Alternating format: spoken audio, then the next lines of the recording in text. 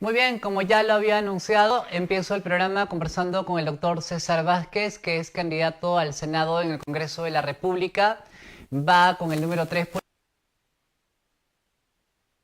inicia la modalidad de inscripción de las listas presidenciales, listas al Senado a nivel nacional, Senado regional, Cámara de Diputados y Parlamento andino. Son 5 votaciones independientes las que están en la cédula. Y justamente en la segunda lista es que está el Senado Nacional y esa es la lista en la que van a encontrar la candidatura del doctor César Vázquez. Doctor, ¿cómo está usted? Bienvenido al programa, qué gusto saludarlo. ¿Cómo está, Ronald? El gusto es mío y siempre me emociono conversar con Cajamarca a través de los medios de comunicación. Para Un saludo. nosotros también es un gusto conversar con usted y sobre todo al empezar este 2026, que es un año decisivo para el Perú a todo nivel de gobierno. Arrancamos en abril con el cambio de presidente de la República y un nuevo Congreso que asumirá funciones el 27 de julio de este año y luego en octubre elegimos a alcaldes y gobernadores. En ese sentido, primero me gustaría conocer cuál es su perspectiva y qué espera usted de la población este 2026.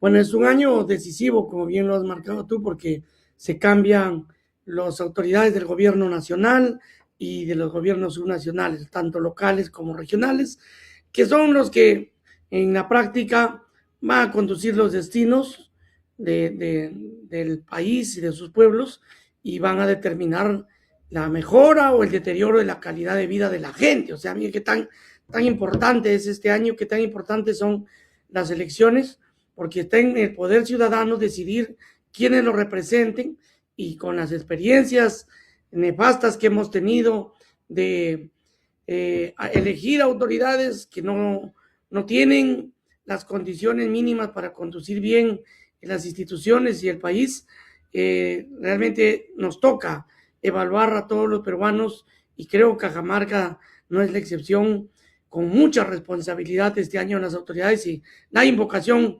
nuestra es que se ponga mucha responsabilidad y seriedad en esta elección y se escojan no con apasionamientos, no con el estómago, con regalos, sino con la evaluación objetiva de cada autoridad, de cada candidato, porque de los que elijamos depende el futuro de nosotros, ¿no?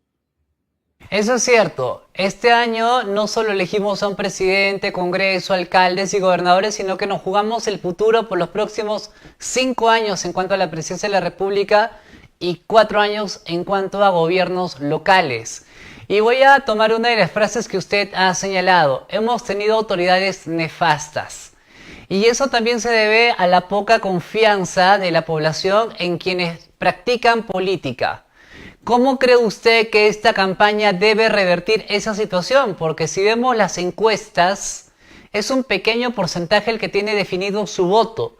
Hay una gran mayoría que aún no sabe por quién votar y eso se debe justamente a las autoridades nefastas que hemos tenido y a la manera en la que se practica política en el Perú. En ese sentido, ¿qué cree usted que debe cambiar y qué cosas se deben mejorar?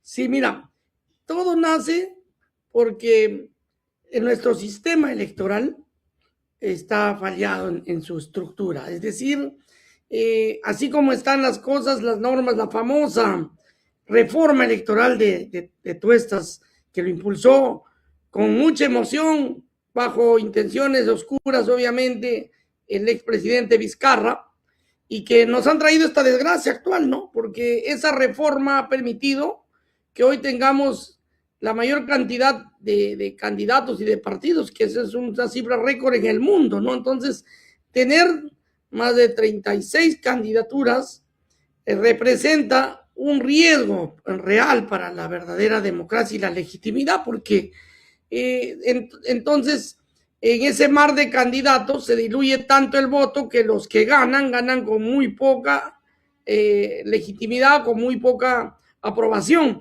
y pasan a segunda vuelta aquellos que tienen voto duro, que generalmente son los extremos, la extrema izquierda y la extrema derecha, que en un voto prácticamente antisistema nos obliga a decidir por el menos malo y eso le ha traído todas las consecuencias negativas.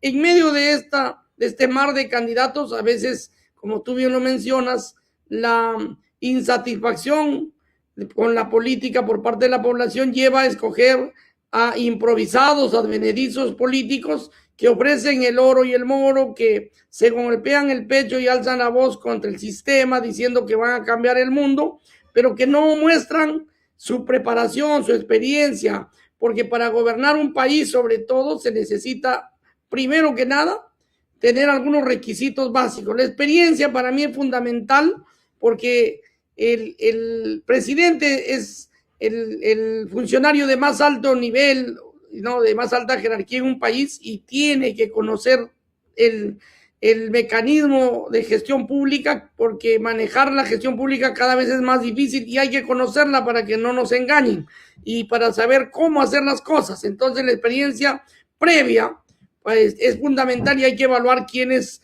tienen esa experiencia, quiénes han manejado alguna institución pública, quienes han sido alcaldes, gobernadores o congresistas. Esos van a tener, creo, esa experiencia que se necesita. Lo segundo, tener un partido político también es importante, porque si no terminamos, como hemos visto, alquilando partidos, prestando partidos, siendo vientre de alquiler los partidos, y cuando vienen las disputas por el poder, cuando ganan, nos terminan votando del partido a los ganadores, y ese conflicto nos trae problemas. Y segundo, tercero, que tengamos candidatos que no empeñen su gestión antes de tiempo, pues a los empresarios, a los financistas, que tengan recursos. Si una persona quiere conducir el país, además de prepararse técnica y políticamente, tiene que haber resuelto sus problemas económicos personales. Hay gente que postula y no tiene ni casa para su familia. Entonces, si no ha solucionado los problemas básicos en su familia, ¿cómo piensa solucionar los problemas del país, de la gente que necesita casa, que necesita servicios básicos? Entonces, creo que hay que evaluar ese tipo de perfiles y ojalá nosotros podamos llegar al Senado, y desde el Senado lo primero que vamos a plantear es una verdadera reforma del sistema electoral que apunte a fortalecer los partidos políticos como lo hace cualquier país civilizado y desarrollado en el mundo. Los países desarrollados tienen pocos partidos y los fortalece. Y ahora, más bien, en nuestro país se ha debilitado los partidos políticos, se ha bajado tremendamente la exigencia para armar un partido. Antes se tenía que buscar 700,000 firmas válidas y no era fácil conseguir eso para armar un partido. Hoy, con 23,000 afiliados en promedio, se arma un partido. Por eso que encontramos que cualquier hijo de vecino con un poco de platita consigue y arma partidos para poder jugar y negociar en cada elección, buscando candidatos que paguen por eso, por estar en sus partidos. Entonces, hay que evaluar eso. Nosotros ofrecemos desde el Senado fortalecer los partidos políticos y, obviamente, mejorar nuestro sistema electoral para poder llegar a una elección con pocos candidatos, pero con gente que haya hecho cierta escuela política en los partidos y puedan ser una garantía más seria, y no tengamos improvisados o aventureros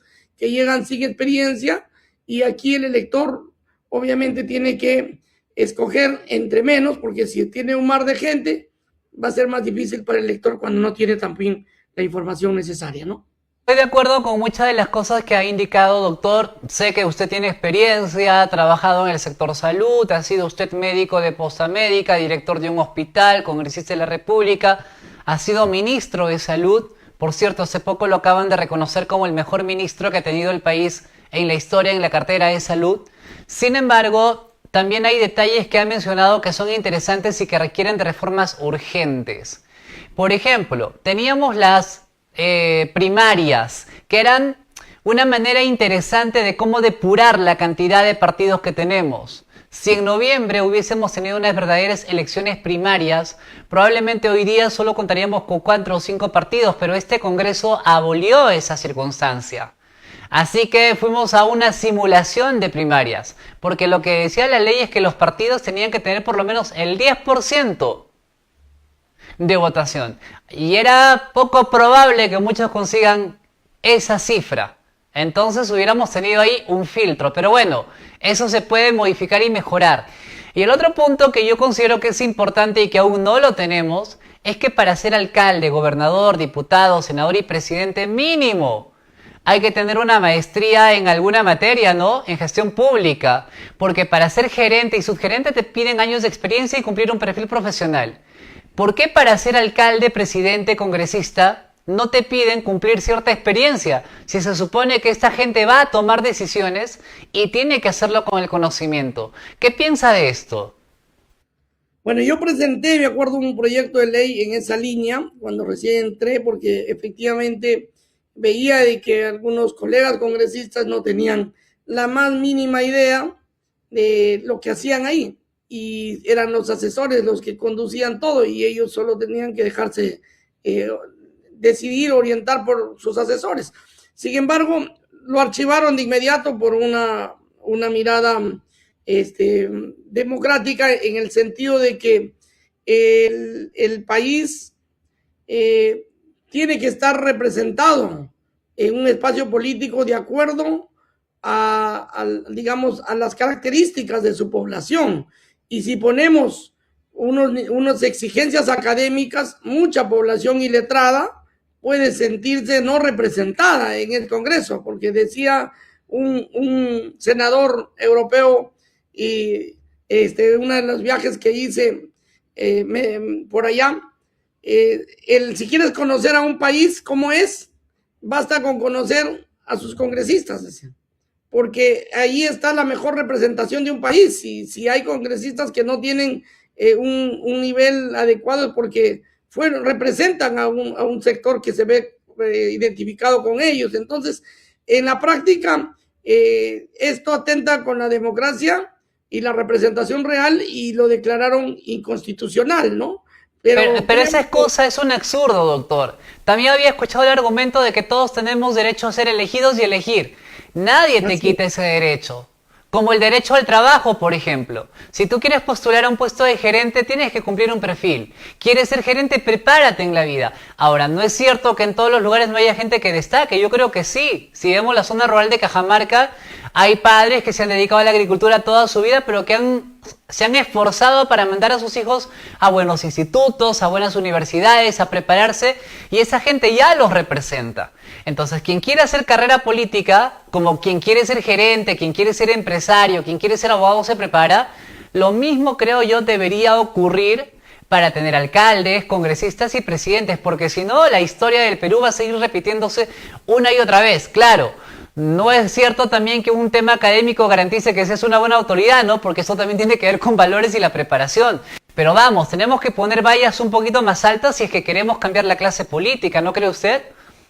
Coincido plenamente contigo, y nosotros vamos a seguir en este esfuerzo de llegar al Senado, de poder exigir algunos requisitos mínimos para poder llegar a un espacio político donde se toman decisiones importantes para el país.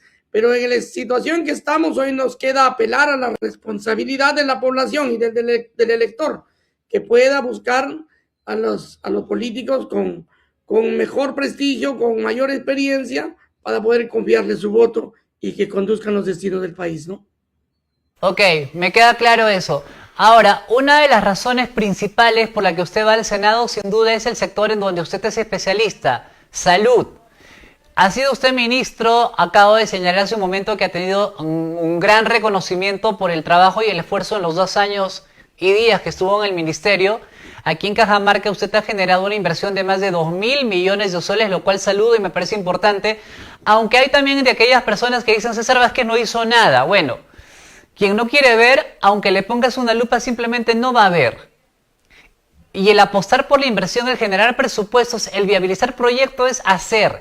Lamentablemente los ministros no son eternos, pues no cambian. La política es así, cambiante. Hoy estás, mañana no estás. Lo importante es lo que hiciste cuando estuviste. En ese sentido, ¿qué quiere impulsar usted desde el Senado? ¿Qué cosas que no ha logrado desde el ministerio quiere lograr desde la Cámara Alta de Senadores? Lo primero, Ronald, es que quiero garantizar que las inversiones millonarias, históricas, que hemos hecho no solo en Cajamarca, en 19 regiones, se culminen. Obras emblemáticas, y en el caso de Cajamarca, pues, como el Simón Bolívar, como el Celendín, como el de Bambamarca, y también el de San Miguel, que está próximo a empezar, Santa Cruz, próximo a empezar, La Ramada, que está por terminarse. Que estas obras no se queden a medio hacer, porque muchas veces la mezquindad política y la incapacidad o la inexperiencia retrasan. Yo ofrezco como senador, y esa es una de las razones principales porque acepté este reto de postular al Senado, es de que supervise, de que vigile, que respire al milímetro cerca del ministro y del gobierno de turno que entre, y ojalá si es APP, esto va a ser mucho más fácil, porque si gana Alianza para el Progreso, sin duda yo voy a estar muy cerca al presidente y la salud es una prioridad para Alianza para el Progreso, y la culminación de estos hospitales estaría pues en tiempo récord. Pero si no ganamos, ahí estaríamos pendientes de que eso se dé, pero además de la culminación de estas obras importantes para la salud del país, nosotros también tenemos algunas otras propuestas importantes, como por ejemplo, vamos a proponer quitarle el impuesto a los medicamentos de alto costo, llámese medicamentos para el cáncer o para las enfermedades raras, que si bien hoy los cubre el CIS, que bajo mi gestión por primera vez se decidió que el CIS pueda financiar la compra de los medicamentos de alto costo para el cáncer y enfermedades raras, por primera y única vez, hay mucha gente que todavía no tiene acceso a esto porque falta especialistas, porque están en provincias o porque las colas en los hospitales, el tiempo de espera es largo, y entonces no tienen acceso, y la medicina vaya que es caro. Hay tratamientos, por ejemplo, para el cáncer de mama que cuestan 15,000 soles mensuales en promedio, y ahora el CIS lo financia, pero hay gente que no puede sacar cita en el hospital. Entonces, para ellos que están obligados a comprar, nosotros vamos a pedir que se exonere el impuesto, que ahí le va a reducir un 20% de gasto, por lo menos, a esta medicina, porque si el Estado, que tiene la obligación de pagar los medicamentos, encima le va a cobrar al pobre paciente, digamos, el impuesto, porque al final es el paciente el que paga, ¿sí?, cuando debería darle gratis. Entonces, esta es una propuesta que creo que va a permitir que bajen los precios y puedan tener mayor accesibilidad para aquellos que no se pueden atender. Me queda claro entonces la propuesta que usted plantea respecto a los medicamentos que deben recibir los pacientes oncológicos, como también pacientes con enfermedades raras. Hay enfermedades que son muy costosas, es verdad, que de alguna manera sí los cubre, pero usted mismo acaba de señalar una gran verdad. Es complicado que toda la gente que tiene esta necesidad consiga la cita de manera oportuna y a tiempo. Las enfermedades no esperan. Ahora, yo estaba revisando alguno de sus visitas, entrevistas y conversaciones, y le hacen una entrevista ping-pong, que son preguntas rápidas con respuestas rápidas. Y le preguntan dónde ve a APP. Usted dice en Palacio, y en este momento me acaba de mencionar que quiere que APP llegue a Palacio. ¿Qué tan probable ve usted esa alternativa de que tanto el señor Acuña como gran parte de ustedes que lo acompañan en la lista del Senado, diputados, logren esa hazaña en un panorama algo adverso?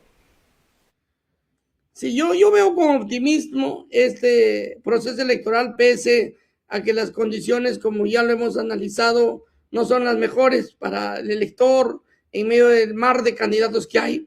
Pero en esta confusión y en una lluvia de candidaturas, quienes van a tener mayor posibilidad de sacar, digamos, un porcentaje importante de votación y poder pasar a segunda vuelta son aquellos que tienen organización política partidaria nacional.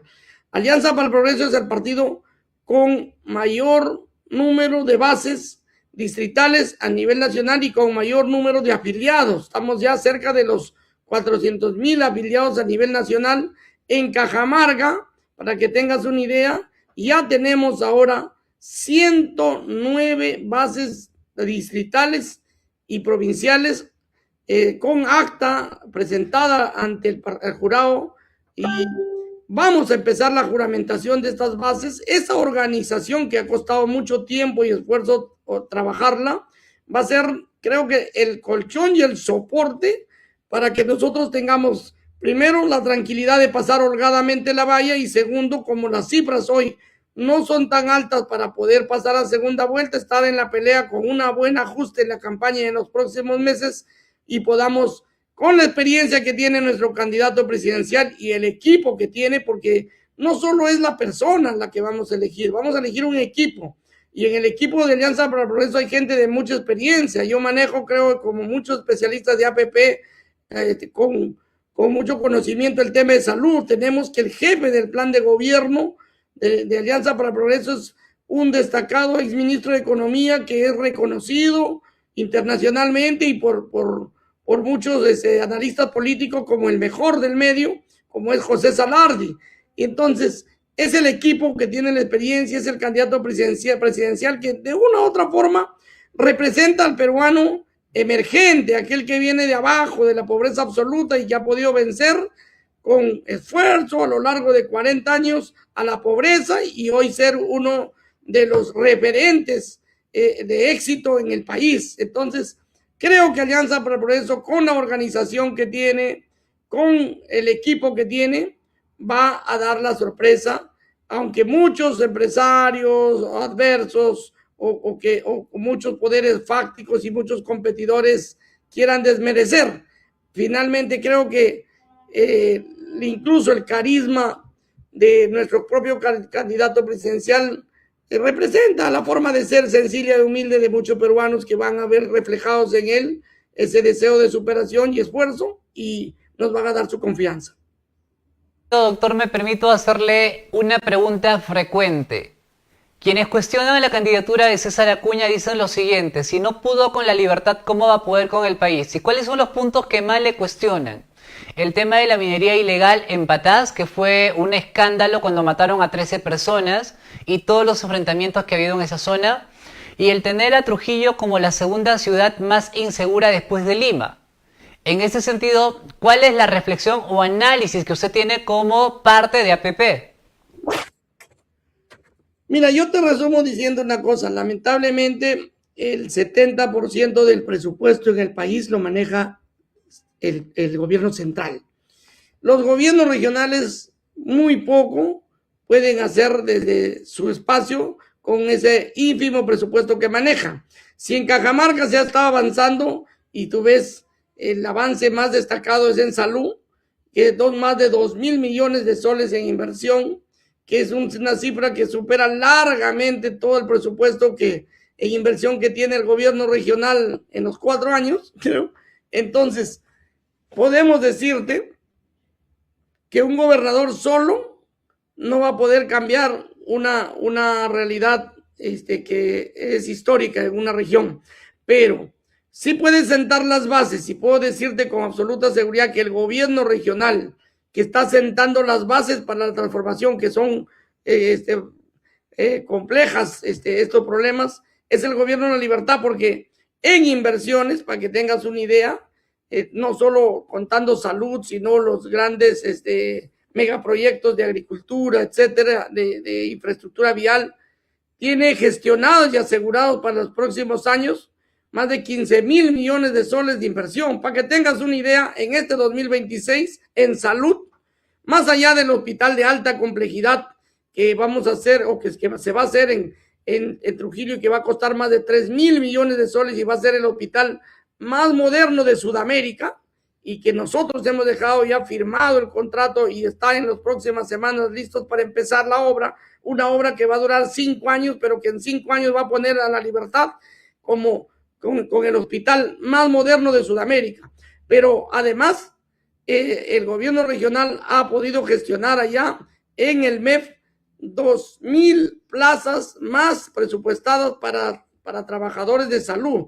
Es decir, 2,000 trabajadores, 2,000 profesionales más nuevos con plazas presupuestadas y todas esas inversiones que te menciono, incluido el proyecto de Chavimochic, el tema de las carreteras superan 15,000 millones de gestión, que ya quisiera que aunque sea la tercera parte de eso se hubiese gestionado en Cajamarca para pensar que vienen años mejores en el futuro.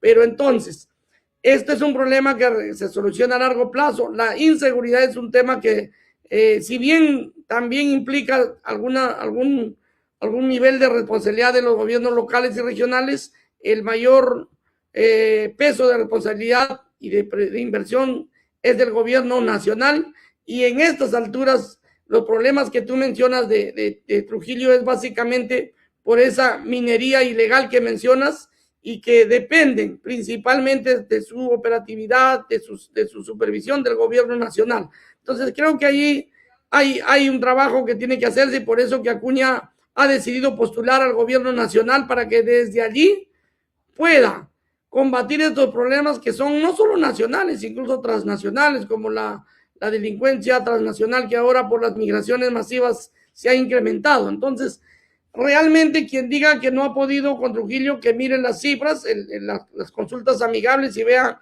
para el 2026 quién es el gobierno que más presupuesto ha gestionado a nivel de regiones. Yo creo que las obras, las mega obras que Acuña ha gestionado para su región se van a comenzar a ver a partir de 2026 cuando comiencen a construirse, porque su gestión, su financiamiento, la elaboración de sus expedientes han tomado pues algunos años, un promedio de 2 a 3 años, y hoy están a punto de empezar ya su ejecución. Entonces yo conozco la experiencia del ingeniero César, tiene más de 25 años gerenciando unidades ejecutoras, manejando presupuesto público, y su transparencia también es una de las cosas que resalto, porque en ningún momento él directamente ha sido relacionado o denunciado por hechos de corrupción. Así es que este es un tema también importante. ¿Cuántos otros presidentes que han llegado inmediatamente han asumido o antes de ya han estado empeñando la gestión? Acuña no necesita presupuesto de nadie, no necesita empeñar su gestión, porque él no está en política por conseguir recursos, por mejorar sus ingresos, porque creo que tiene sus ingresos lícitamente demostrados que le aseguran una vida tranquila a él y a su familia, pero quiere servir al país. Es un sueño que él tiene, y creo que ha hecho mucho por Trujillo. Lo hizo como alcalde, lo reconocieron como el mejor alcalde de toda la historia en Trujillo. Probablemente como gobernador ya teniendo que ver muchas cosas mucho más grandes que necesitan presupuesto del nivel nacional, hizo lo que tenía que hacer, que es las gestiones a largo plazo, y hoy desde el gobierno nacional, sin duda, no solo va a convertir a Trujillo en una región piloto del norte del país, sino que a todas las regiones importantes, sobre todo a su región natal también, le va a dar la prioridad. Y con la experiencia del equipo que tiene, estoy seguro que representa la opción más seria para evitar ya más improvisaciones que nos están llevando a crisis cada vez más insostenibles, ¿no? Bien, doctor, me queda clara la postura respecto a la apreciación que tiene de lo que ha significado el gobierno de Acuña en La Libertad. Usted habló hace poquito, hace unos segundos, respecto a la migración y el problema que le ha traído al Perú y a varios países en Sudamérica. Mañana se cumple una semana de la captura del dictador Nicolás Maduro. Acuña lo ha celebrado. Y en ese sentido también se están dando la liberación de presos políticos. Se habla de alrededor de 800 presos políticos en Venezuela que están recuperando su libertad. Me gustaría conocer su apreciación sobre este hecho ocurrido en Sudamérica y que de alguna manera también repercute en el Perú. Sin duda, lo mal que le ha ido a Venezuela en los últimos 27 años ha terminado complicando a los países vecinos y al mundo por los más de 8 millones de venezolanos que se fueron obligados de Venezuela por la dictadura, por la crisis económica. Y entonces creo que la salida que hoy se le ha dado a la crisis en Venezuela con la captura de Maduro, habría que preguntarle simplemente a los venezolanos cómo están, y yo creo que sin duda el 100% de los 8 millones que han salido están contentos con la caída de la dictadura. Y de los que han quedado allí, porque son muchos que en Venezuela se han quedado, no porque no hayan querido salir, sino que no han tenido los recursos y los mecanismos para salir, el 70% está contento. Hay un 30% que obviamente es cercano al régimen dictatorial, que han gozado de los beneficios de esta dictadura y que también lo defienden. Pero yo veo a la gran mayoría de venezolanos felices, festejando en su país y en el mundo. Y eso para los políticos debe ser, creo, lo primero que nos interesa, que su gente esté contenta, que no sufra, porque un político que no es humano, entonces creo que no merece representar a una población, ¿no? Y los venezolanos saben por qué están contentos. No soy de entrometerme mucho en políticas de otro país, porque creo que cada uno tiene su soberanía, pero ver a los venezolanos dentro y fuera del país en su gran mayoría contentos y después de años de sufrimiento, creo que ya es una razón para que nosotros podamos por lo menos respaldar estas decisiones, estos hechos sucedidos, sin dejar de ver el riesgo que sí existe, y hay que decirlo, de que un país, por muy poderoso que sea, pueda en algún momento repetir estas intervenciones vulnerando la soberanía de otros países. Hay que estar atentos todos, porque aquí nosotros no somos colonia de nadie. En el Perú lo tenemos claro, trabajamos con China fácilmente, es uno de nuestros principales socios comerciales. Estados Unidos también es un socio comercial importante. Bienvenida a la inversión de los países grandes, pero siempre respetando nuestra soberanía. Finalmente, a los venezolanos no es que no les interese su soberanía, les duele que otro país haya tenido que intervenir para solucionar un problema que ellos no han podido, pero en el fondo están felices e incluso están hasta diciendo de que prefieren que se haya dado esta intervención de esa manera a seguir soportando una dictadura que los estaba matando de hambre y sin respeto mínimo a sus derechos básicos de libertad. Me queda claro su postura. En realidad, propios y extraños celebramos la caída de Nicolás Maduro. Ojalá que con ello caiga todo el régimen chavista. Si bien es cierto, hay soberanía en Venezuela, pero ha sido un problema que ha afectado a países como Colombia, Perú, Chile, por la migración tan alta que ha habido. Porque de alguna manera había que cogerlos y recibirlos, y en el Perú hemos tenido buenos venezolanos que trabajan y salen adelante, pero también de aquellos que han generado mucho daño, han generado caos y han generado también mucho temor en la población. Y eso hay que verlo, hay que analizarlo, y hay mucho que trabajar en ese sentido.